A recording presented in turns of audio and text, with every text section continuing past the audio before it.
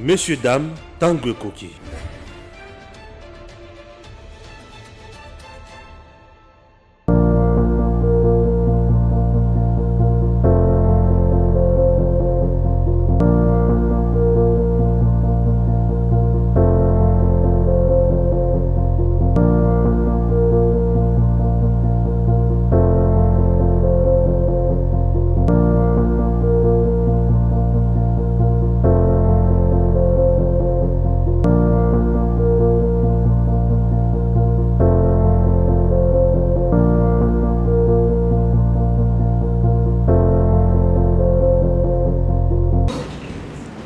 Honorables députés, nous vous souhaitons la bienvenue au ministère du portefeuille, la maison verte, comme nous le disons, pour nous l'essence élevée du travail.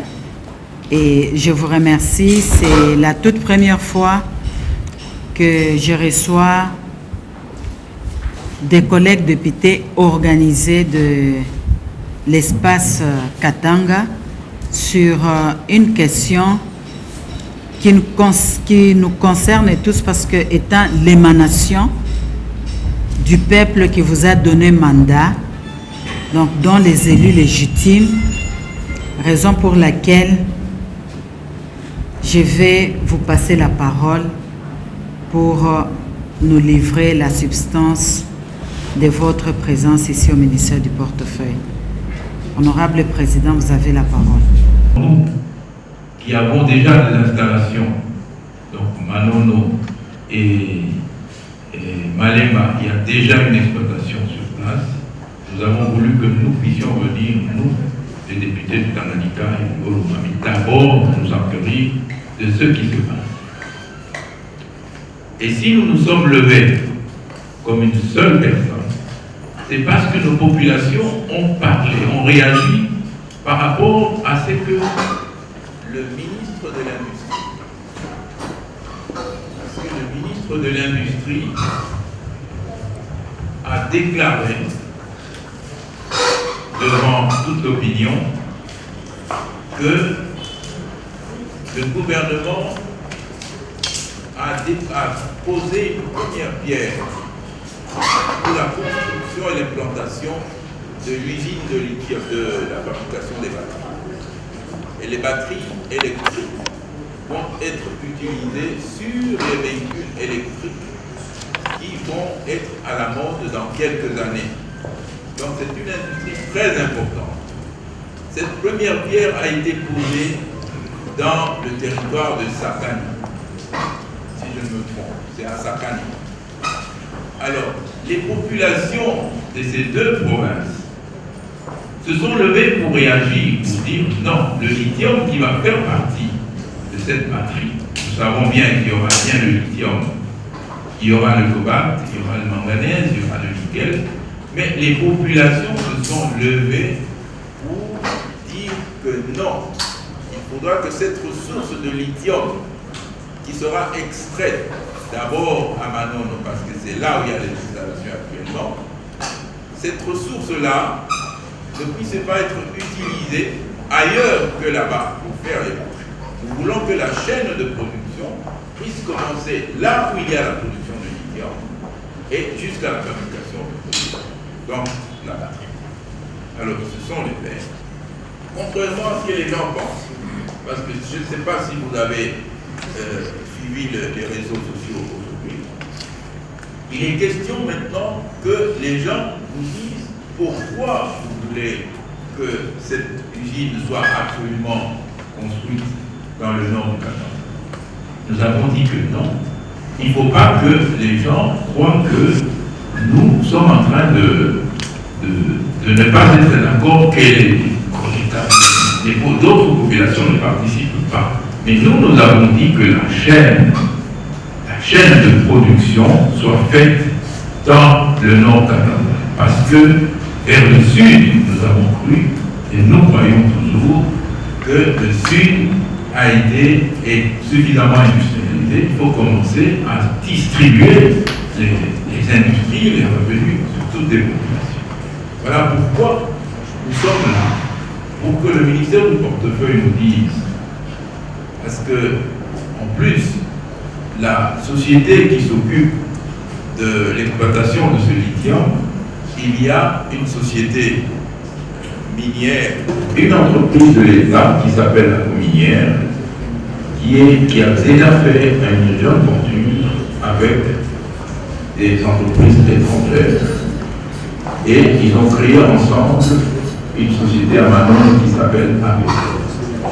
Et nous sommes au courant que AVZ a déjà terminé son étude de faisabilité et qu'il est dans les démarches pour transformer son permis de recherche en permis d'exploitation.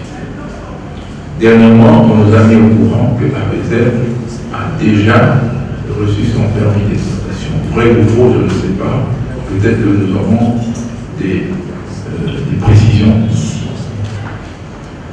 Nous sommes également au courant que AVZ a reçu, disons, les services du ministère de Mines ont reçu de la part de Cominière une lettre d'opposition de ne pas transformer ce permis. Parce que simplement, Cominière, qui est le représentant de l'État dans cette exploitation, a constaté que AVZ, dans son étude, a inclus le barrage de Bianamois, qui n'est pas sa propriété. En fait, ce barrage, c'est une propriété de Cominière, propriété de l'État. Donc, ce barrage a été inclus, il faudra l'extirper de cette étude de barrage.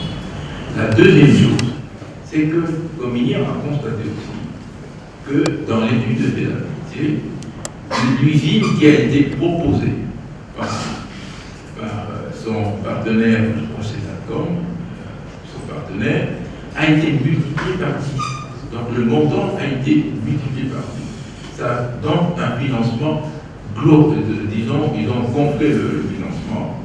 Donc, Cominière a trouvé que cela était une tricherie. Alors, on nous a dit que le permis était bloqué, mais maintenant, il paraît que le permis a été donné à AVZ. Il faudra que nous soyons fixés à ce sujet-là. Peut-être pas ici, c'est le ministre de Mines qui pourra nous fixer. Bon. Tout cela, Madame le ministre, nous sommes venus avoir des informations ici. Le temps passera, parce qu'il y a le temps que AVZ puisse avoir son permis. AVZ également, selon le code minier, doit, en principe, 6 mois après l'obtention de son permis d'exploitation, doit ouvrir des consultations avec les communautés de base. De là où il y a l'exploitation.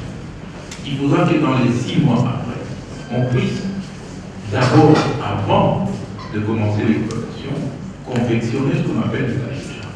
Ça, ce sont les conditions qui sont là. Donc tout ça, c'est le temps. Le temps passera. Et dans les mines, il ne faut pas vous donner un temps assez court. C'est un temps des années. Et je crois, nous tablons, pour que cette vision puisse sortir du sous-sol, nous tablons sur 3, 4, 25 ans. C'est ça le problème. Alors, nous disons que pendant tout ce temps, pourquoi le gouvernement s'est précipité de poser cette pierre-là pour la construction de l'usine de la fabrication des batteries? Est-ce que c'était pour seulement que le gouvernement puisse avoir un plus dans ces projets? Et nous avons dit, c'est peut-être pour bouleverser la conscience des populations. Alors, lorsque les gens ont entendu cela, les gens, une population, chacun a commencé à travailler dans tous les sens. Et en plus de cette exploitation-là, Madame la Ministre, il y a la question du barrage. Ce barrage est important pour l'exploitation de ce lithium. Les usines ne peuvent travailler que s'il y a du courant électrique. Cette idée de mettre les groupes électrogènes dans l'exploitation minière, c'est une idée erronée. Pas que les gens croient qu'avec les groupes électrogènes, on peut faire une exploitation minière. Le barrage lui-même, qui est en état piteux, il lui faut 3 à 4 ans, même 5 ans pour sa réhabilitation. Alors dans tout ça, tous ces délais demandent à ce que l'usine de batterie, qui est maintenant à la mode, les gens en parlent, est en train, je ne sais pas si on peut, au jour d'aujourd'hui, penser à l'implantation de cette usine. Au jour d'aujourd'hui, nous croyons que ce sont des projets qui viendront d'ici 5 ans. Alors, nous avons cru, nous étions chez le ministre de l'Industrie, et nous lui avons dit la même chose. Nous nous sommes posé la question pourquoi le gouvernement s'est précipité à aller poser cette pierre, parce que nous croyons que le lithium, qui fera partie de la fabrication, de la confection de ces batteries, ne pourra pas sortir maintenant. Voilà ce qui nous amène ici. Et je crois qu'il y a autre chose. Il y a ce qu'on nous a dit également, important aussi, vous l'avez oublié, c'était les partenaires dans ABZ. Les partenaires dans ABZ, c'est la Cominière, c'est DATCOM, qui est donc australien, et il y a, paraît-il, 2 entreprises chinoises qui se précipitent pour entrer dans ce partenariat-là de ABZ. Alors, nous sommes venus auprès de vous, madame la ministre, pour savoir quand est-ce que vous allez libérer. Vous allez penser à libérer, à vous décider plutôt que ces partenaires puissent rentrer, s'ils doivent rentrer absolument, puissent rentrer pour que ABZ puisse commencer déjà le travail d'exploitation sur le terrain. Si vous voulez effectivement que ces batteries puissent être confectionnées maintenant. Voilà, notre passage ici, c'était pour poser autant de questions. Je pense que si nous n'avons pas, nous devons avoir encore suffisamment de précisions auprès du ministre des Mines, nous irons sur le ministre. Mais nous voulons avoir aujourd'hui cette précision-là pour que nous puissions donner un apaisement, donner un avis à toutes ces populations qui sont en train de s'inquiéter. Ces populations du Haut-Lomami et ces populations de la population qui s'agitent maintenant. Les réseaux sociaux s'agitent. Il y a même des injures. Ils croient que cette démarche que nous sommes en train de faire, c'est une démarche qui, donc, là-bas, c'est la mafia. Nous voulons entrer dedans pour il y a eu dans les réseaux, il y a ces choses.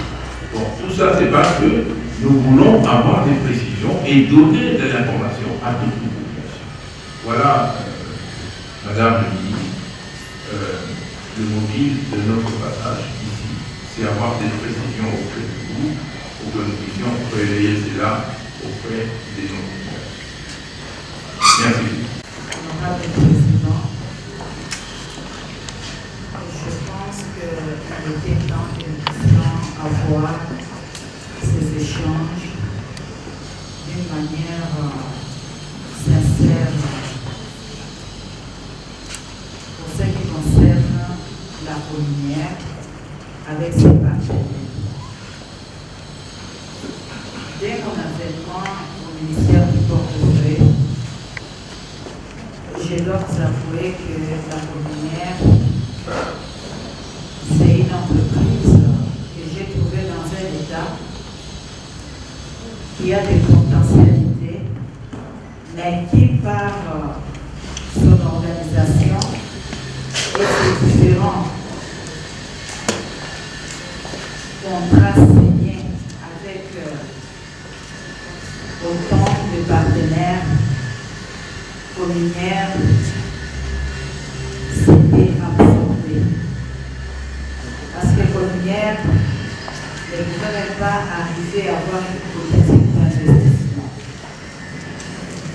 Mais avant de passer à cela, il fallait d'abord organiser la communaire, parce que de tout ce que nous allons dire, c'est la communaire qui est au centre.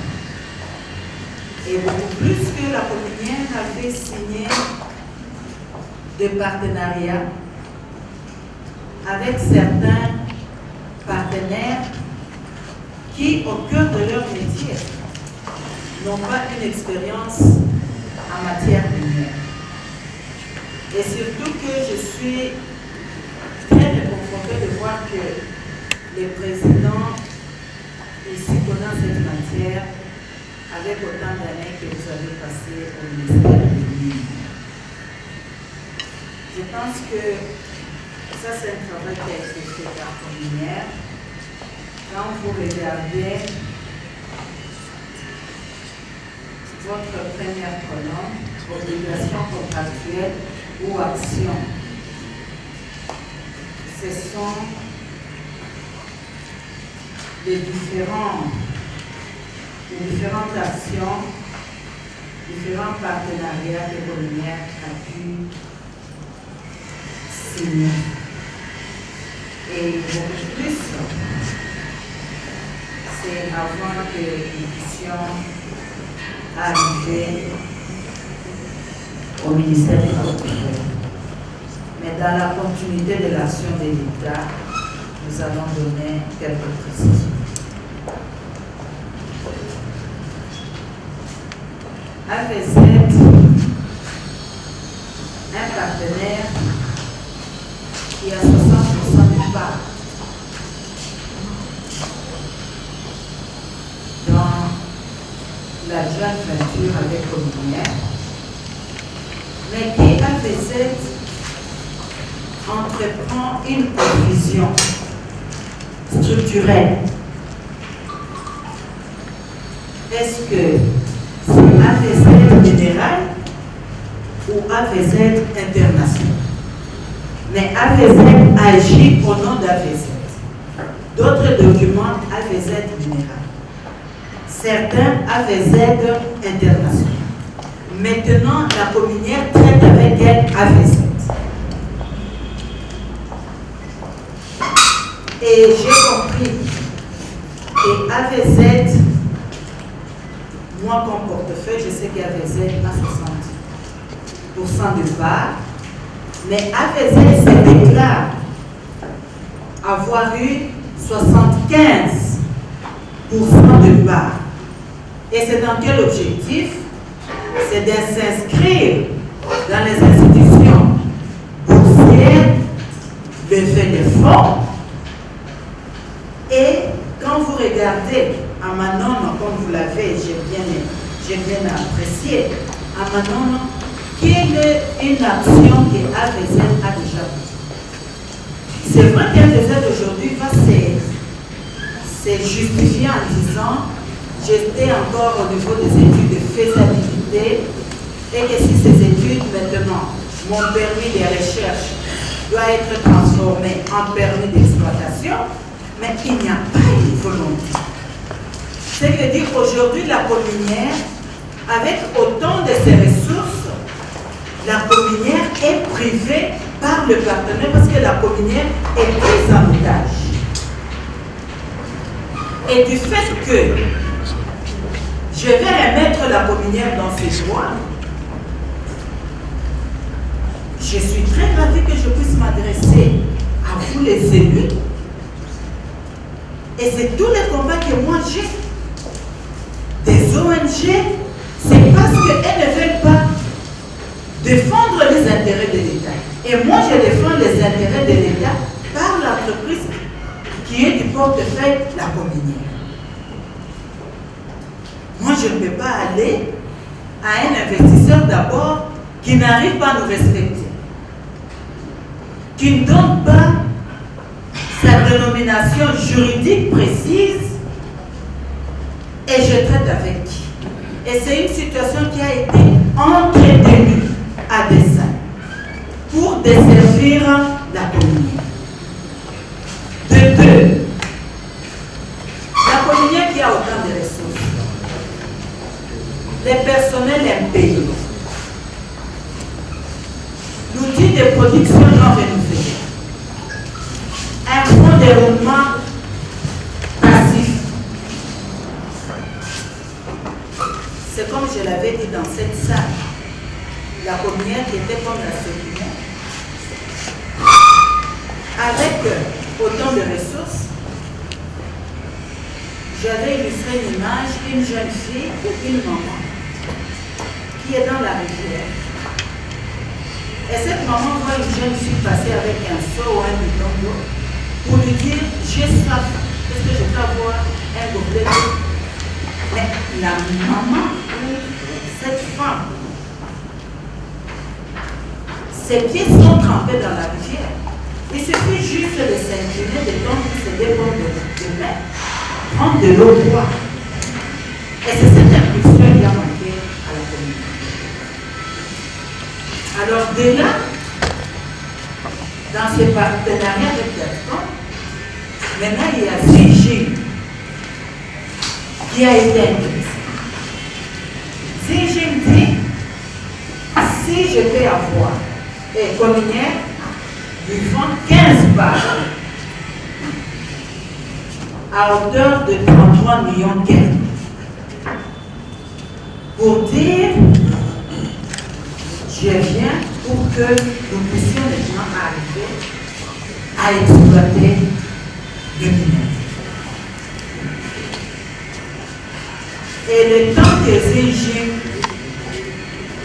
s'engage, AFZ réapparaît. Maintenant, cette fois-ci, dans les institutions judiciaires, pour dire que AFZ n'avait pas eu le droit de préemption parce qu'on est allé intéresser Jimzi et AFZ qui était là n'était pas informé parce que les 15% là devraient revenir à visite. Mais on a vu qu'avec Zéjim, ça n'a pas pris beaucoup de temps. Ils ont signé ces partenariats, ils ont abordé, examiné la question au conseil d'administration, entériné par l'Assemblée générale, et Zéjim a procédé à deux premiers rapports, je pense, avait versé 5 millions, deuxième 28 millions. Et maintenant, le temps de travailler, Cominière a été traîné maintenant à la justice. Donc, on prive même Cominière l'opportunité de travailler. Et une entreprise, honorable député, ne peut pas rester à la traîne des investisseurs. Mais AVZ a commencé depuis quand? Vous connaissez bien l'histoire du film. AVZ a commencé quand? Est-ce qu'AVZ a déjà même une bêche à Manon pour dire on a fait le fils de ça? J'ai toujours dit. Et nous avons voulu que maintenant, Cominière puisse se prendre en charge avec des partenaires sérieux et responsables. Et de là, maintenant, si je me dis, comme nous sommes drainés, alors si c'est comme ça, moi, je renonce à mes 15 parts. Je laisse à la Cominière, comme ça on regarde de l'autre partie qui ne pose pas problème, comme elle laisse, ou que je vienne travailler là. AVZ sauvage. Alors, raison pour laquelle nous, ministère, nous prenons maintenant la décision, on s'assure. Parce que je ne peux pas laisser une entreprise du portefeuille arriver tous les jours à se plaindre ou arriver tous les jours à nous drainer à la justice. Mais entre-temps, l'horizon temps nous fera défaut. Nous fera défaut. Et j'espère que vous, comme des élus directs, si nous devons arriver à comprendre, avoir la même compréhension, que nous puissions engager toutes les synergies pour que Cominière puisse arriver à répondre à son cœur de métier. Nous nous sommes renseignés. Le président, étant donné qu'il a assumé de grandes fonctions ministérielles, une entreprise ou un investisseur qui doit venir accompagner ou investir dans une entreprise minière doit d'abord faire preuve des investissements antérieurs répondant au cœur du métier. Mais jusque-là, AVZ, nulle part, à part ici, en République démocratique du Congo, ni en Afrique, ni ailleurs, nous montrer que dans tel pays, je ferai preuve d'investissement en matière de mine. Jusque-là, pas. Voilà peut-être la première série. Deuxième préoccupation que le président soulevait pour ce qui concerne la pose de la première pierre de la construction de l'usine de lithium, précisément à Sakane. Je pense qu'à cette question, je vais contacter mon collègue de l'industrie pour qu'à notre niveau, nous puissions arriver à échanger tout en faisant part des idératas de la population de deux provinces, Olomami et Tanganyika, qui aimeraient voir l'usine dans leur contrée pour arriver à exploiter. C'est en termes de préoccupation, je ne sais pas si j'ai rencontré, mais comme on a dit qu'on aura encore d'autres séries en termes d'échange. Donc la première série, je pense que j'en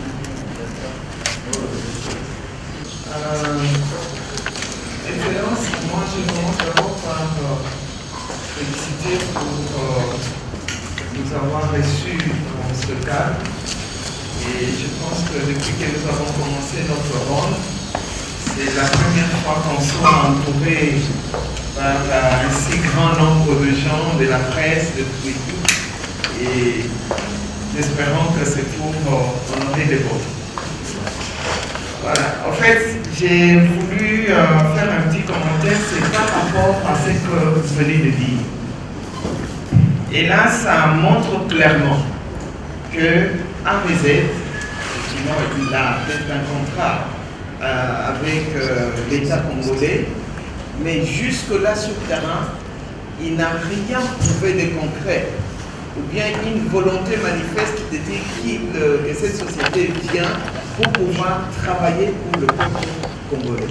L'État est propriétaire, que ce soit des terres, de mines, tout et tout, appartient à l'État. Alors pourquoi vous continuez à tergiverser? Si il ne prouve pas de quoi il est capable, dites qu'il n'a même pas une bêche à Manon, il n'y a même pas un cahier de charge, il n'y a rien du tout. Mais alors pourquoi passer le temps autour de AVZ? Mais prenez une décision ensemble avec vos minières, même s'il y a de procès de toute manière. Si les parquets, les tribunaux existent, c'est pour qu'il y ait des procès. Ça ne va pas s'arrêter aujourd'hui.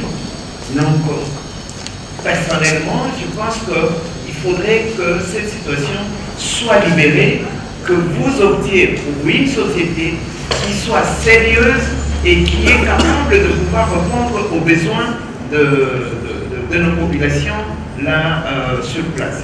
Parce que si on doit continuer à tergiverser autour d'AVZ qui n'a rien, qui ne trouve rien, et jusque-là qui entretient la confusion au sein d'elle-même, je pense que c'est à l'État congolais de prendre ses responsabilités en main et avancer. Parce que pour signer le contrat dans le secteur public, ils doivent montrer la capacité financière. Prouver que cette capacité financière est logée dans le compte. Excellence, vous avez essayé un peu de nous éclairer.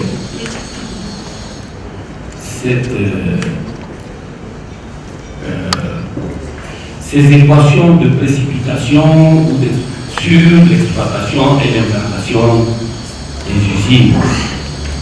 Et c'est dommage que vous nous avez ramené, bien sûr, à votre collègue, à vous entendre parler, à votre collègue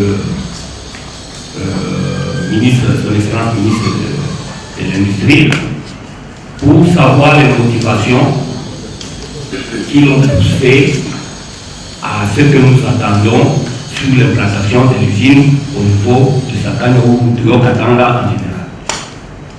Et c'est ça la question fondamentale à laquelle nous sommes très préoccupés, de par notre population et nous-mêmes les représentants de ce point.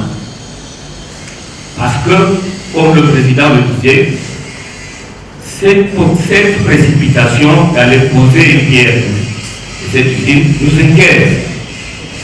Ça nous étonne, parce que dans le processus d'extraction des mines, nous savons tous comment le processus commence et comment il évolue et quels sont les avantages que la population attend dans ce qui concerne cette implantation-là des usines. Si à Manon ou à Malema, c'est là où se trouve les gisements de ces minéraux, et tout le monde s'attend que la première usine qui sera installée devra être installée là où on va l'exploiter. Parce que les effets induits sont tels que, à l'implantation de cette usine, il y a des secteurs qui seront forcément améliorés, tels que le secteur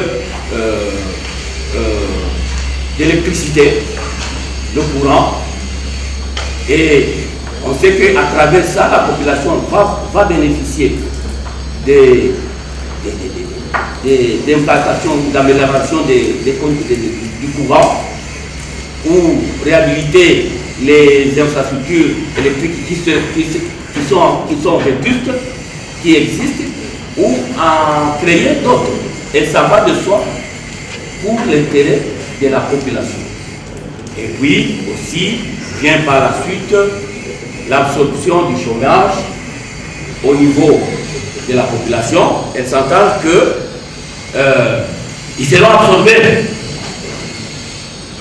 Maintenant, quand, contre toute attente de tout cela, on attend seulement que non, l'usine veut déjà s'implanter, quelle que soit la formule que nous entendons parfois dire non, là c'est l'usine de fabrication et par la suite viendra l'usine d'exploitation. Ça nous met mal à l'aise, en tout cas, excellent. Nous sommes très clairs, nous sommes mal à l'aise, nous-mêmes les représentants, ainsi que les représentants de nos populations qui sont à la base. Pour ces finalités-là, nous espérons que nous sommes à notre deuxième étape de rencontre des ministres, comme vous, Excellence, et vous aurez déjà acquis ce que nous avons, nous, comme préoccupation, que nous permettons, et à votre rencontre avec le ministre de l'Industrie, je pense que vous allez apporter un plus sur nos sentiments. Sinon, le développement que nous cherchons pour la République, c'est un développement intégral de tous les points et de toutes les communautés qui rassemblent la nation congolaise. Donc, il y a lieu de tenir compte de cela qui est comme notre point aussi bien fondamental. Merci beaucoup. Je suis Élie de Manono. Quand on parle de la VZ, personnellement, ça me choque. Je parle sous contrôle de mon président, l'honorable Kabolou. Nous avons été réussis une fois sur les installations de la première. Et lors des vacances parlementaires, j'espère qu'il doit avoir une bonne mémoire. Laquelle année vous allez commencer l'exploitation ou l'installation de l'usine? Il nous avait rassuré que dans moins de 2 mois, vous aurez l'usine à Manono et vous aurez aussi du courant. La question, nous étions venus aussi pour leur poser la question, vous avez utilisé quel type d'énergie? Nos amis de la VZ nous avaient dit clairement, nous avons des grands groupes qu'on va faire venir de l'Europe jusqu'à Manon. Au début, ce n'était pas facile. En fait, Excellence, vous avez fait un grand travail. La communière, ce sont vos enfants, donc c'est une société de portefeuille. Nous n'allons pas tergiverser. Ils sont entrés, ils sont allés rester en justice pour la première fois. En ce qui concerne les Ding qui est venu avec une bonne stratégie de mettre quelque chose dans les caisses de l'État. C'est-à-dire, la communière serait de ne rien avoir du côté de la AVZ jusqu'à preuve du contraire. Aujourd'hui, le travail qui fait AVZ, ils sont censés nous faire voir sur les titres de faisabilité. En ce qui concerne les permis ou les titres miniers qui sont assignés l'accord avec la communière, ils n'ont fait qu'une étude de faisabilité de 1 tiers seulement. AVZ nous fait voir ces 400 millions de tonnes qui s'est vérifié et a préparé contre vérification de cette étude de faisabilité. C'est pour cette raison que la communière est en train de sur ça.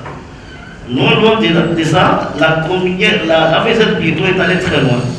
Il a pris en otage d'abord la centrale hydroélectrique de Belamanda, qui est une société à part entière, qui revient à la communière. Nous n'avons pas accepté ça. Des droits à la communière. Ou déjà pour Excellence pour ça, parce que vous avez milité ça. C'est pour cette raison aujourd'hui, il n'y a pas longtemps qu'il y a une société qui s'est présentée, il y a eu déjà une passation de marché pour ça.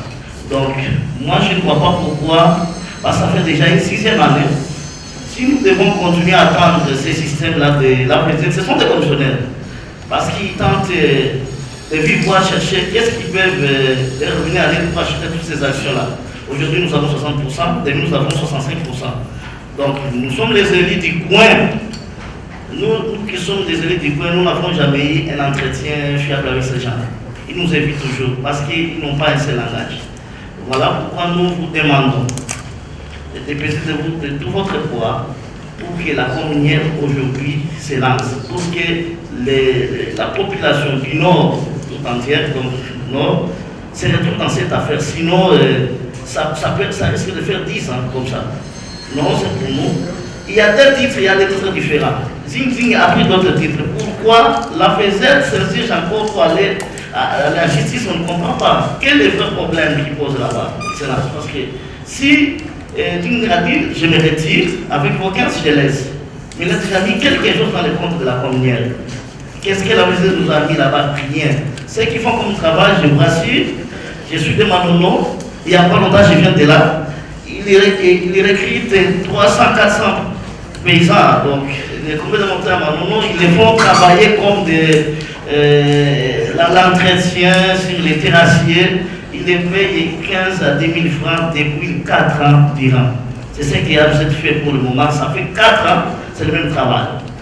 Beaucoup d'affectations d'avions chaque semaine, chaque mois, on ne comprend plus rien. En tout cas, ce n'est pas quelque chose qu'il faut encourager. Je dis, je vous remercie. Je voudrais d'abord vous féliciter pour nous avoir donné ce cadre. J'ai fait d'abord mienne toutes les préoccupations de ceux qui m'ont précédé. Mais je voudrais ajouter ceci. Chaque pays, quand vous voyez l'Ukraine aujourd'hui, si l'Ukraine est renommée, c'est à cause de son blé. Tout simplement, et le monde entier en parle. Nous disons ceci à ce qui concerne les batteries électriques. Quand vous regardez la République démocratique du Congo, tout est là. On nous a même parlé que si on voit les éléments qui entrent dans la fabrication de la batterie, que ce soit le lithium qui se retrouve dans le nord, que ce soit le manganèse qui se retrouve donc à le manganèse déjà, que ce soit le cobalt qui est là-bas comme donc disons dans le Katanga, même dans le nord, il y en a parce que mais ce n'est pas encore exploité. Que ce soit encore quel est l'autre élément, le nickel, on a même parlé que le nickel, il y en aurait même à Kananga. Pourquoi ne pas étudier seulement comment voir une industrie intégrée dans le pays? Mais on va nous parler de la Zambie. Le courant de la Zambie vient de chez nous. Nous allons pouvoir acheter notre courant à un prix très cher. Pourquoi? Alors que même Inga, quand vous arrivez par exemple au Nord Katanga, par exemple, dans le Olomami, on a prévu à 75 km. À Kibula, on a prévu où on peut soutirer le courant Inga. Et nous avons la centrale de Bédé, nous avons la centrale donc, disons, de Permonde, nous avons même Kilubi qu'on peut revaloriser. Et si c'est le courant qui manque, pourquoi ne pas chercher par exemple à exploiter donc disons la centrale thermique de Luena où il y a des millions, des centaines de millions de charbon qui peuvent nous donner jusqu'à 480 MW. On peut alimenter tout le Katanga, on peut alimenter tout le Kasaï. Et en même temps aussi, on a des sous-produits qui vont faire le bouton pour donc, disons, macadamiser nos routes. Et le sous-produit qui sera la source sulfurique pour décaper nos métaux et en même temps pour les appuis pour batteries. Nous avons tout ici. Et nous demandons tout simplement au gouvernement de revoir cette vision, de voir comment on peut avoir une usine intégrée. Ça, c'est à ce qui concerne d'abord le développement du pays comme tel. Mais en même temps, si vous regardez, que ce soit au niveau de la Constitution, que ce soit au niveau de préoccupation de vous-même, les gouvernants, vous savez très bien que le développement des provinces doit être équilibré. Ça, c'est la loi, ça doit être équilibré. Mais vous savez que dans le Olomami, comme dans le Tanganyika, par rapport au Lualaba, par rapport, donc, disons, au Katanga, on est vraiment en arrière. On ne peut pas avoir une possibilité de vous dire que non, pour le moment, rentrons comme ça s'est fait du temps des Belges ou du temps des Occidentaux, donc de la colonisation où toutes nos matières premières vont ailleurs, on va les transformer, puis on nous voit ce qu'ils veulent. Non, nous voulons que nous soyons, nous puissions, donc, disons, être tous aller ensemble, que comme toutes les autres provinces, comme j'ai dit, que même si vous prenez par exemple une usine de production de nickel à Kanangalaba, et aussi vont se retrouver là-dedans. Et le courant, nous avons toutes les possibilités d'avoir le courant chez nous. C'est tout seulement au niveau des choses, comme disons, du gouvernement, qui est une volonté politique. Et nous croyons que vous êtes notre porte-parole à ce niveau-là, vous êtes notre avocate, pour que vous puissiez faire comprendre au gouvernement que soyons ensemble. Parce que, pour cela, je chute sur la population, parce que, à ce qui concerne la population, et vous et nous, concernant ces projets qui sont en danger. Parce que les gens ne peuvent pas comprendre que le gouvernement qui les gère puisse demander à ce que la matière première, qui devient un centre d'intérêt mondial aujourd'hui, que ça puisse quitter chez eux sous leurs yeux pour aller se faire traiter quelque part, qu'on donne du travail ailleurs et qu'ils vont continuer à observer. Ils ne le feront pas. Ils ne le feront pas. Ils n'accepteront pas. Bon, comme nous aussi, les députés, vous connaissez vous-même, vous êtes doyen dans le domaine, et lui, relis, vous connaissez les exigences de nos électeurs. Ils ne peuvent pas accepter parce que nous, étant là, on voit des choses qui passent de cette façon-là. Je me rappelle quand nous avons été quelque part, il y a, je pense que l'honorable Mwamba Odette qui avait dit que quelque chose qui se fait ça, nous et contre nous. Donc nous, on ne nous a jamais associés à tout ce qui se passe. C'est comme si nous ne comptons pas alors que nous gérons cette population-là. Nous voudrions que ce qui va se passer, qu'on puisse aussi nous associer, qu'on puisse demander nos avis, parce que nous tenons nécessairement à ce que la paix, et c'est ce que nous recherchons aujourd'hui, parce que nous nous battons pour que l'Est revienne à la normale. Il ne faut pas qu'il y ait encore des foyers de tension à gauche à droite. Et donc le gouvernement a fonctionné normalement. Et pour l'aider ça, donc prévoyons d'abord, pour aider le gouvernement, prévoyons d'abord cette histoire. N'y allons pas vite, en disant que non, on va mettre ça, on va faire ceci, on va faire... Non, ça va nous créer des problèmes. Voilà, c'est une intervention, en même temps, c'est un conseil que je vous donnais. Voilà, je termine par là. On a compris que c'était pas à votre niveau. Nous avons suffisamment d'informations là-dessus et on a essayé de changer, on a trouvé quand même un cadre de concertation et on va continuer. Mais pour ce qui concerne le cas de l'AVZ et des communières, nous pensons que le gouvernement doit être suffisamment fort parce que l'État ne se plaint pas, l'État s'assume. Et au niveau où nous sommes, je crois que nous devons avoir d'autres informations venant de vous, il faut que le gouvernement s'assume.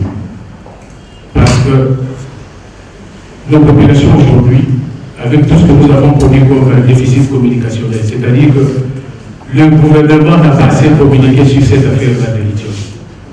Ils sont là, ils ne connaissent rien, et même nous, les élus, je crois que le doyen l'a dit, on n'a pas été associés dès le départ. Et au stade où nous sommes, nous allons vous suggérer de faire, non pas vous suggérer, mais vous encourager, de faire encore mieux avec ce que nous sommes en train de vivre pendant ces instants, c'est-à-dire communiquer suffisamment. Et ça ne doit pas s'arrêter ici. Nous devons, nous, à notre niveau, vous accompagner et soyez avec nous pour porter cette information au niveau de nos bases, au niveau de nos électeurs. Parce que pour nos électeurs aujourd'hui, ils pensent qu'à Manono, les usines sont là, toutes les infrastructures sont là, mais il n'y a encore rien. Nous apprenons même qu'AVZ n'a même pas de pêche. J'ai été au mois de janvier à Manono et j'ai vu les travailleurs sont encore sur des tentes, je crois que vous le savez. Donc il y a beaucoup à faire à ce sujet. Donc si vous communiquez bien, ou si nous communiquons bien, je pense qu'il y aura plus de réunions sur les réseaux sociaux avec notre population. Parce que pour elle, aujourd'hui, ou voire même dans une année ou demain, les batteries pourront être prêtes. Nous sommes encore à des années-lumière. Eux ne savent pas ce qui se passe aux batailles administratives, batailles judiciaires, et si on ne communique pas, ils ne vont pas le comprendre. Donc, nous devons tout faire pour expliquer à cette population que voilà d'où nous sommes venus, là où nous sommes et là où nous allons. C'est très important. Je veux soulever un autre point ou une question que nos électeurs ont posée. Ils voulaient savoir pourquoi notre gouvernement, ou même les gouvernements passés, ont toujours la propension d'aller chercher les moyens ailleurs, les ressources ailleurs. On nous parle aujourd'hui des idées qui doivent nous amener 32 millions. C'est bien, AVZ avait amené combien, je ne sais pas. Mais au niveau des réserves d'échange aujourd'hui, on nous dit qu'à la BCC, nous avons plus de 3 milliards. Est-ce que l'État ne peut pas penser à investir dans nos entreprises minières? Je crois que la GKM aujourd'hui a besoin aussi de moyens. Je veux rappeler un modèle économique historique de la Chine qui nous a permis, qui a permis à la Chine d'être forte aujourd'hui et de se présenter comme une grande puissance. La Chine s'est fermée avant de s'ouvrir au monde. Elle a travaillé en interne. Et après, on a eu des résultats. Je crois que Madame la collègue Gagman, dans son éditorial passé, nous avait dit que la RDC n'a pas d'avis. C'est une très bonne analyse. Je crois que nous, en tant que politique, en tant qu'élus du peuple que nous sommes, ça doit nous interpeller. Ça doit nous interpeller et essayer d'abord de travailler en interne et par après nous pourrons nous ouvrir. Donc, la grande question est là, la question de nos électeurs. Pourquoi assez de réserves, mais on ne sait pas investir, on va chercher des petits moyens ailleurs. Comme l'avait dit un musicien que vous connaissez bien, un musicien célèbre congolais, Ozeboa, qui avait dit à l'Ingala, je crois que vous comprenez le Lingala, ici pas le Lingala. Pourquoi tout que de Bolukambo, ou bien tout que de Bolukanyongo, ou un beau transport, et bien, soit libéré, que vous optez Alors ce que je veux vous encourager, ce n'est plus d'accélérer. Il faudrait que vous puissiez accélérer. Quand nous avons été chez le ministre de l'Industrie, il nous a dit qu'à son niveau, il ne pouvait faire que ça. Mais maintenant, il restait ses collègues portefeuilles et demi pour accélérer aussi de leur côté pour que la matière première qui est le vidéo puisse être disponibilisée. Je crois que c'est dans ce cadre-là que nous sommes venus vous voir pour que, à votre niveau, vous puissiez nous présenter les difficultés que vous avez pour ce qui vous bloque pour que la mise en place de la production des matières premières ne soit pas effective. Voilà, et j'ai salué aussi du fait que vous aviez dit que vous pouvez entrer en contact avec votre collègue de l'industrie pour voir la faisabilité d'implanter la chaîne des valeurs dans le Tanganyika ou dans les Lomami. Ça, je vous encourage aussi, mais il ne suffit pas seulement d'aller rencontrer votre collègue de l'industrie, il faudrait que vous puissiez rencontrer aussi le chef du gouvernement et pourquoi pas le président de la République pour que tous les gouvernements puissent investir dans ce sens-là. Ce n'est pas de l'égoïsme, ce n'est que la justice, l'équilibre, le développement ne peut pas être concentré seulement à un seul endroit. Il faudrait qu'on multiplie des opportunités, comme au Tanganyika, il y a cette matière première qui est le lithium, qu'on installe les usines de la chaîne de valeur dans le Tanganyika. À Kananga, on nous a dit qu'on peut produire le nickel. Là aussi, on peut installer des usines de la production du nickel, comme on peut le faire même dans d'autres provinces, il y a des forêts. On peut faire des usines là-bas, donc on va répartir les richesses à travers le territoire national. Ce n'est pas de l'égoïsme, mais c'est de la justice. J'ai dit. C'est notamment la question des parts de l'État. Au regard du code minier modifié, la part de l'État dans les entreprises minières est passée de 5% à 10%. Mais lorsqu'on discute de cette question de la société minière, ABZ et autres sous les termes de Monono, je ne vois pas réapparaître cette part de l'État de 10%, parce que logiquement, elle doit se répercuter dans les dividendes à venir. Et beaucoup ne comprennent pas non plus que ce que la commune va détenir et ce que l'État va détenir, c'est par là que nous aurons des dividendes, c'est-à-dire la répartition du produit final gagné à la vente du lithium. Et donc, ce serait intéressant de nous éclairer un peu sur les 10% de l'État, s'ils sont toujours actifs ou pas, parce qu'ils sont obligatoires de par la loi. Deuxièmement, merci, Excellence, pour le document que nous venons de recevoir. Il nous permet de clarifier beaucoup de choses dans le cas de Cominière. Quels sont les partenariats de Cominière? Et c'est en lisant rapidement ce document que je viens de découvrir les différents JV que nous avons conclus entre Cominière et les tiers. Et c'était nécessaire de les faire découvrir, de les faire voir pour savoir ce qui marche et ce qui ne marche pas. Et qu'on aboutisse aujourd'hui à savoir, y a-t-il un partenaire, deux partenaires, trois partenaires? Et c'est très important ce document qui a été réalisé, je félicite là. En même temps, je suis aussi étonné pourquoi la Cominière, en tant que partenaire national, continue à réduire sa participation dans la société en vendant ses parts, alors que tout le monde sait que ce produit-là, le lithium, qui va être le produit phare demain. Pourquoi dans ce produit phare comme celui-là, nous, au lieu de renforcer notre capacité pour avoir droit à plus de dividendes, nous sommes en train de vendre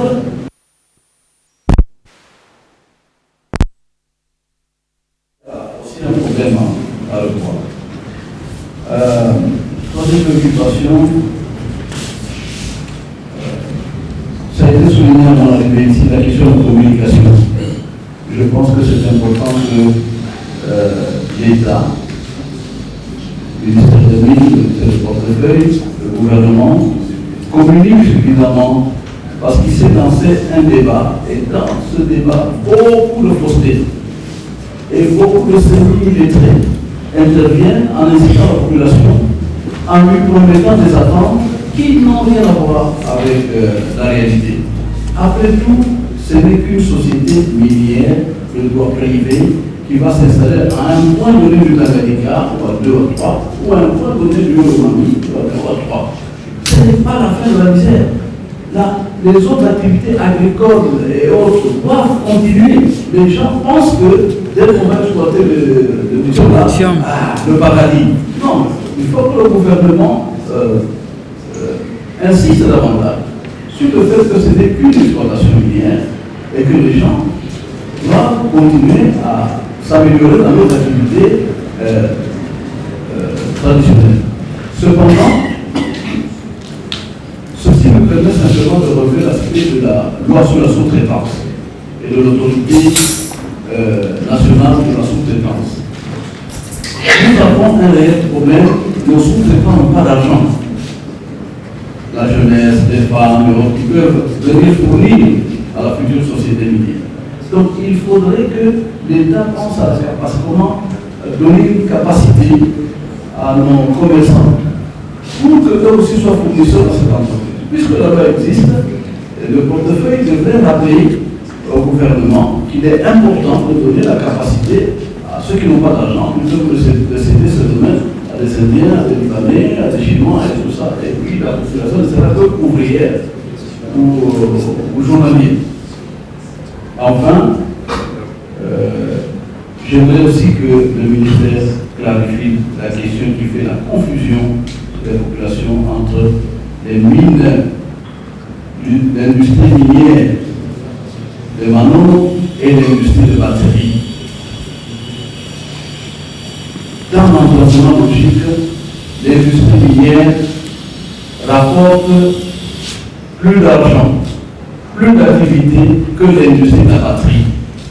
Mais les gens sont en train de croire que si l'usine de la batterie est ailleurs, ça veut dire qu'ils n'auront rien gagné. C'est aussi une entorse. Il faut que vous nous aidiez à clarifier cette question. C'est dans l'industrie minière qu'on a la relevance. C'est dans l'industrie minière qu'on a les royalties. C'est dans l'industrie minière qu'on a tarifé les avantages au niveau local, au niveau provincial, au niveau national. Donc il faut que cette industrie minière soit vraiment notre point de rencontre d'intérêt de l'État et pas nécessairement la batterie. La batterie, c'était un atelier. La batterie est un atelier. On commande 3, 4, 5 pièces qui entrent dans la fabrication, on les réunit, on les empaquette et la batterie est donnée. Donc, et l'État n'est même pas partenaire obligatoire dans une usine à batterie. Donc il faut que le ministère aide à comprendre que la bataille, c'est la compagnie minière qui nous donne et à l'État et à la province et aux communautés locales une intervention effective. Tandis que la question de fabriquer des batteries, ce sont des industries privées où l'État n'aura même pas de participation. Et ils n'ont même pas les mêmes obligations que les sociétés minières. Merci. Au nom de tous mes collègues, parfois je parle, ce qui entre dans les oreilles de nos électeurs, de notre population, et que la population taquine. Moi, je donne, je ne sais pas si les autres collègues l'ont fait, mais moi, je donne immédiatement ce que la population demande. La population veut que la chaîne des valeurs des minéraux à la batterie soit installée, faite, soit dans le Bolomani, soit dans le Tamani. Si l'exploitation minière peut se faire d'une part dans le Bolomani, d'autre part dans le Tamanika, mais le dernier output de la batterie doit être soit dans le Bolomani, soit dans le Tamanika. Est-ce que la population se trompe? Est-ce que la population est ignorante? Nous pensons non, parce que nous étions jeunes, nous avons vu comment notre société a fonctionné avec une intégration provinciale, une intégration régionale et une intégration sectorielle.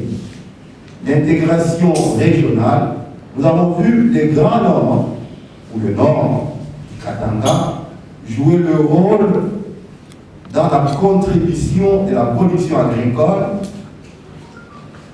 qui rendrait efficace la production minière en Russie, soit dans les... Une autre raison, à part lui-même, nous avons fait un modèle de développement avec la Deuxième République de 3 pôles. Les pôles Nord, avec la province orientale Kisangani comme épicentre, et les autres provinces comme périphérie. Le pôle Sud, avec Lubumbashi comme épicentre, les autres provinces comme, n'est-ce pas, périphérie. Et les pôles de Kinshasa avec Congo central et les autres. Mais, Excellence, c'est vous qui gérez les titres financiers de notre commune. Avec ça, vous le savez que nous avons échoué. Nous avons échoué parce que tout le monde se dirige vers ces 3 centres-là. Et la conséquence, les villes sont extrêmement peuplées et les villages restent dépeuplés et la misère et la pauvreté continuent. Et donc, si l'on doit décentraliser la production, ça peut permettre à ce que les développements soient intégral. 3e raison, les 2 provinces, les Olomami et les Tanganyika, constituent le pont entre le Kasaï, le Grand Katanga d'ici et l'Est de manière générale.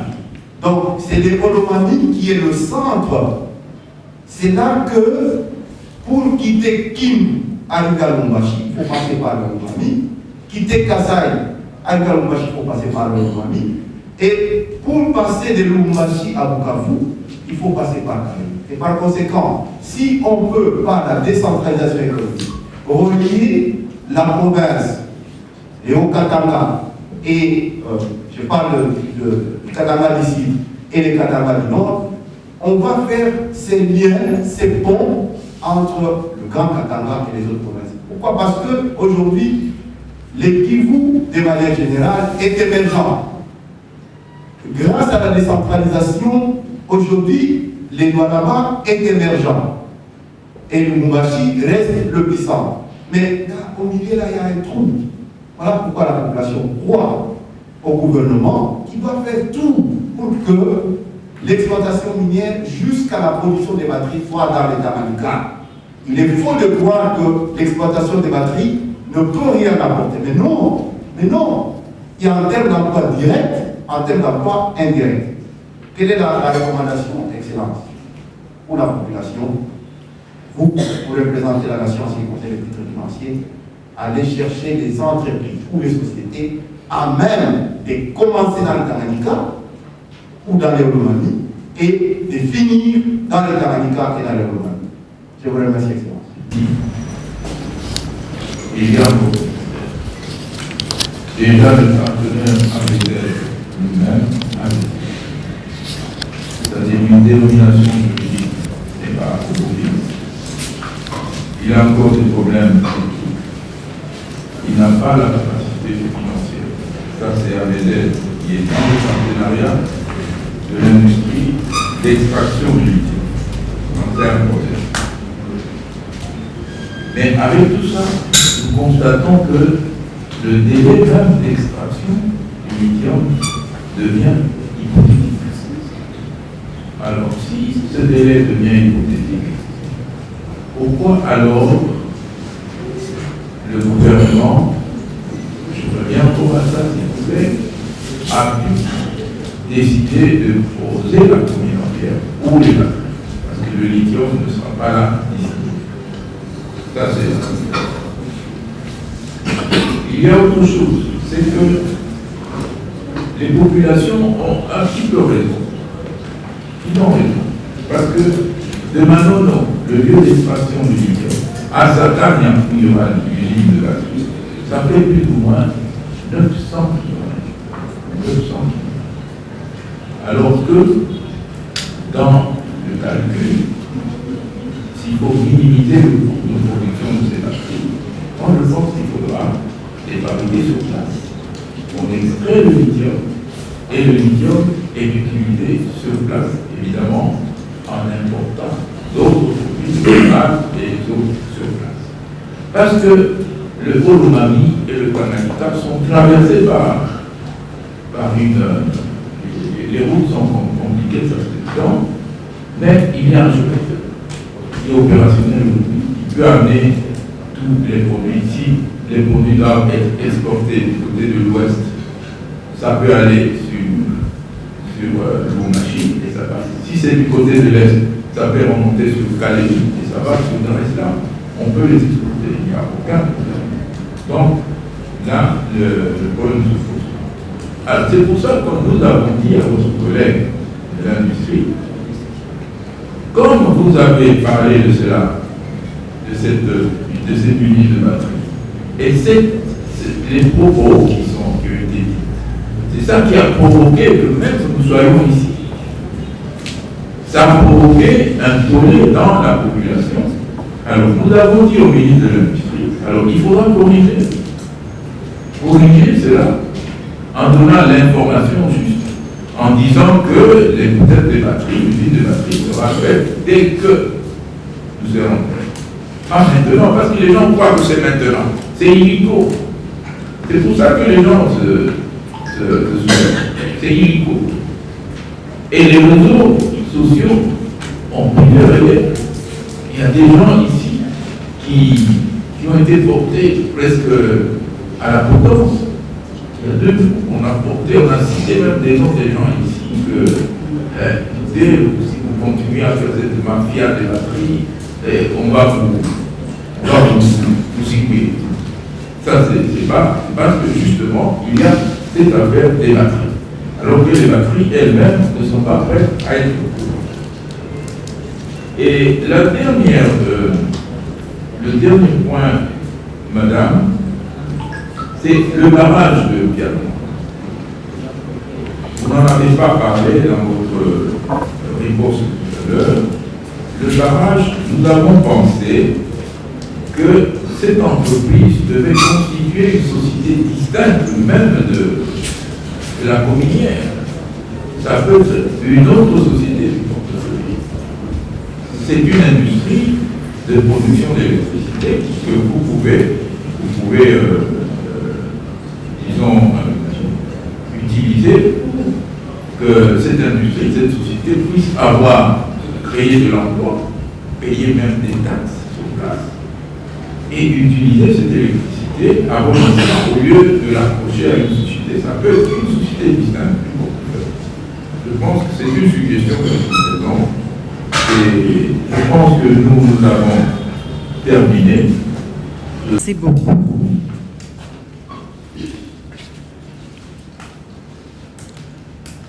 Je pense, comme l'a dit honorable Damas Mouba, pour ce qui concerne la capacité financière d'AVZ dans cette joint venture avec Datcom, et effectivement, il s'est posé un problème crucial. Crucial parce que une opacité de l'AVZ qui ne dispose même pas de ses états financiers envers son partenaire. Et AVZ envers la communière, c'est comme si l'AVZ se comporte en chef coutumier. Donc, en termes de...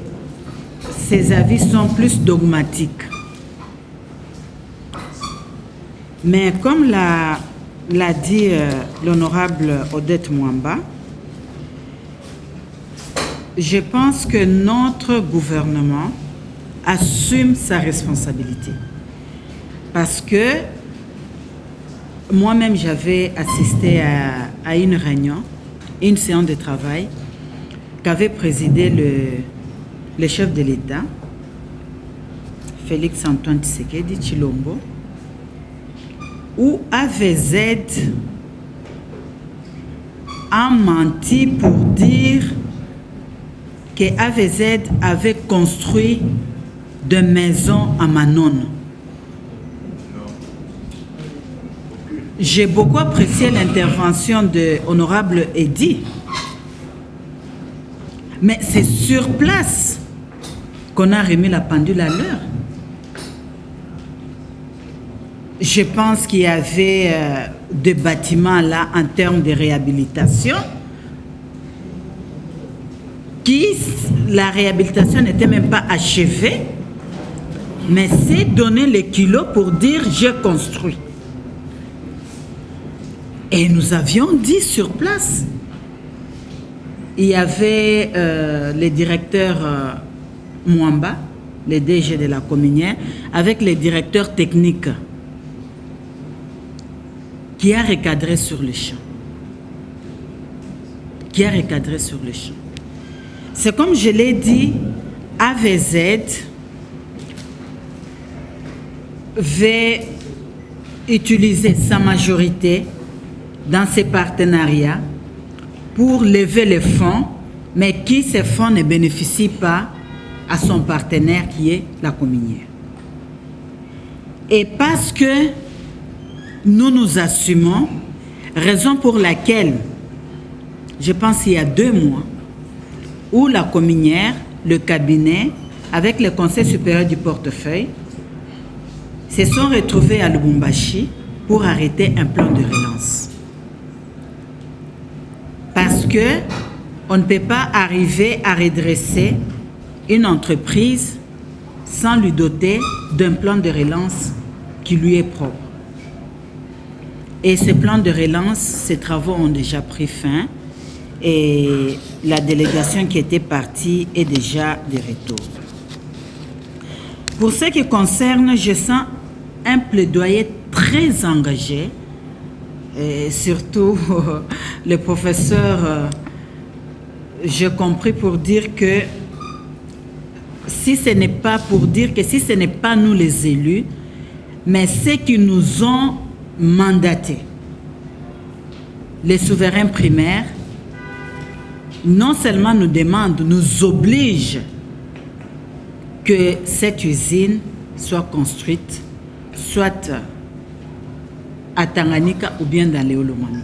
Je pense qu'entre les deux, vous vous êtes déjà convenu que le problème ne se pose pas, que ce soit dans le Tanganyika, dans les Olomami, mais pas ailleurs. Alors, je ne vais pas beaucoup plus jouer de la démagogie pour vous dire directement, parce que moi, comme portefeuille, je suis là pour des participations. Mais le ministre de l'Industrie, c'est lui le ministre sectoriel, comme il s'agit de l'industrie, c'est lui.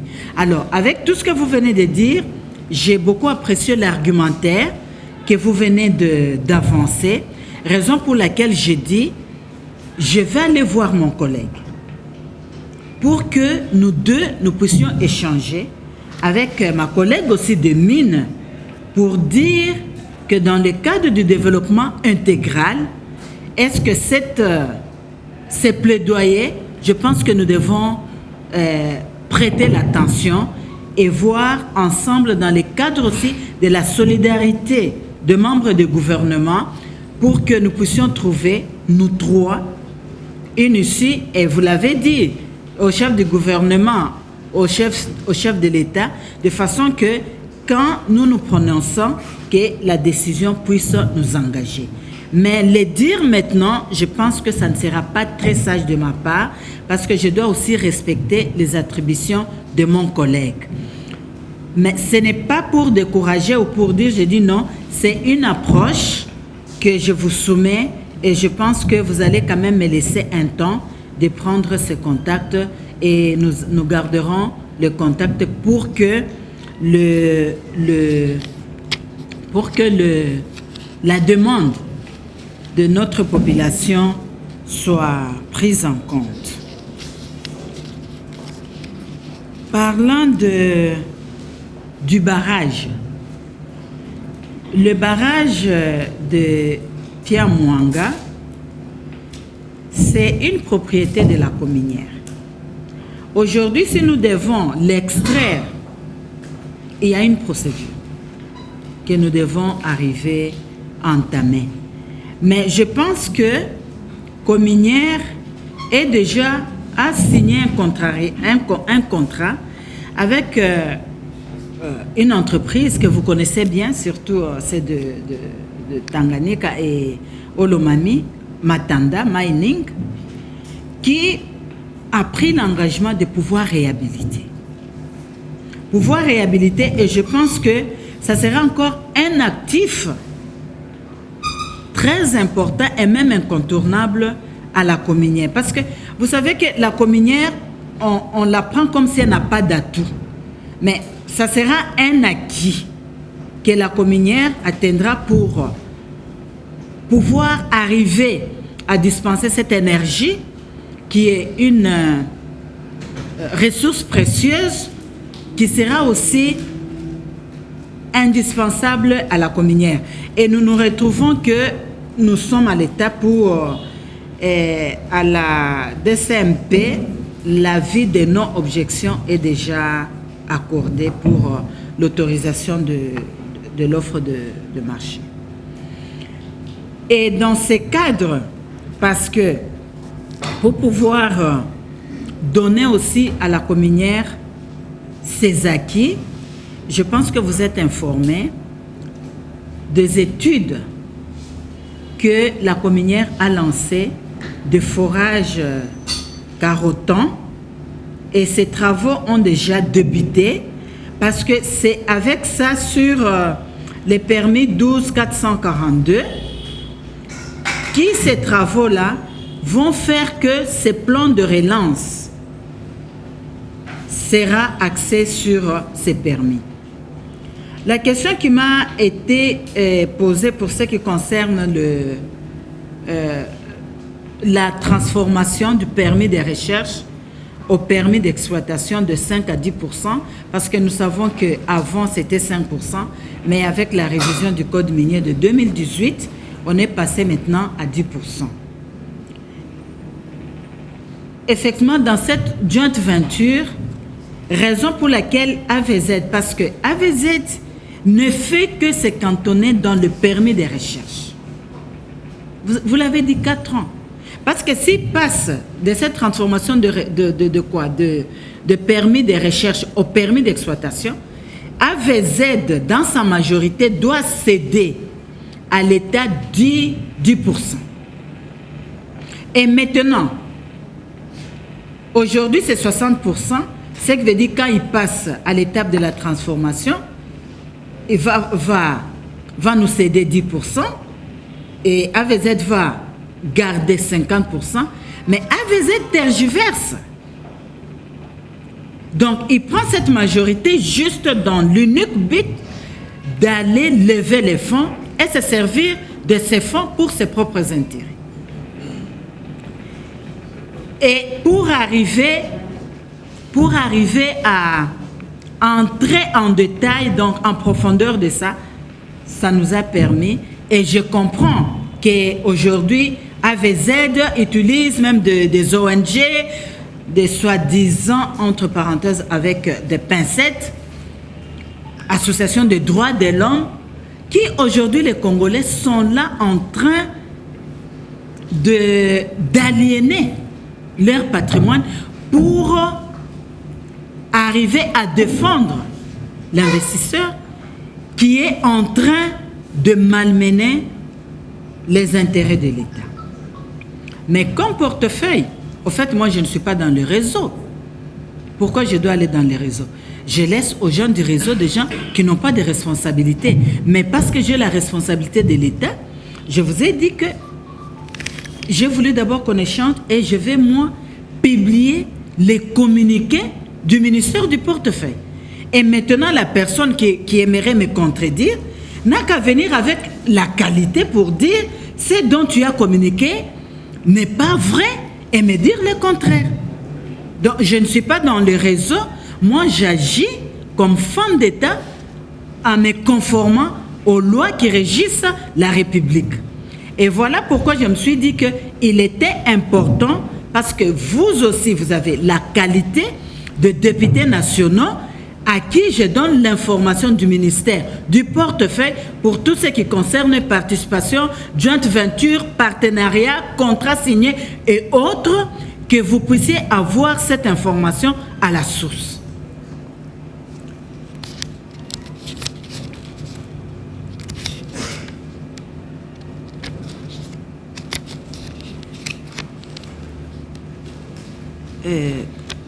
Je pense que une des préoccupations qu'a soulevé aussi l'honorable Mbouilou Ongola, pour ce qui concerne la sous-traitance. Effectivement, pour la sous-traitance, je pense qu'il faut qu'il y ait aussi une formation de ceux qui sont intéressés sur les projets, avec transfert aussi de compétences, dans ce sens que, parce que des fois les gens parlent de la sous-traitance, ça n'est pas même pas connaître la loi. Donc il faut arriver d'abord à s'imprégner de la loi pour voir nos jeunes Congolais, Congolaises, comment arriver, parce que dans cette sous-traitance, il faut d'abord arriver à créer une entreprise. Et aujourd'hui, les gens pensent que pour créer une entreprise, c'est des millions. Non. Il faut lire la loi, il faut suivre la procédure. Vous créez une entreprise. C'est sur base maintenant de cette entreprise que vous verrez maintenant comment aller solliciter.